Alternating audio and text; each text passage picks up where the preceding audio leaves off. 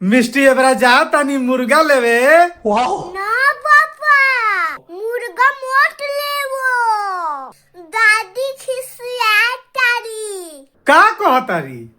कहतारी नु कि हम अपना घर में मुर्गा मछली ना बनावे दे। जाके कह दे अपना बाप से मुर्गा लेवता तो घर से बहरी बना के खाई।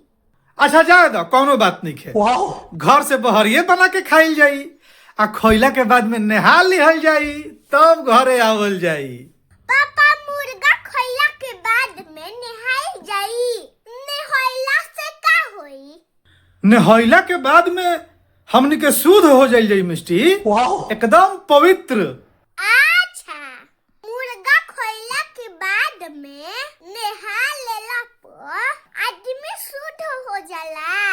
लगला हमरा के सिखावे, नहा लेबा त मुर्गावा पेटवा में से निकल जाई का कि पेटवे में रही? ये फंस गया सीएम। पढ़ल लिखल हो के बुर्बक लेखा बतियावेला।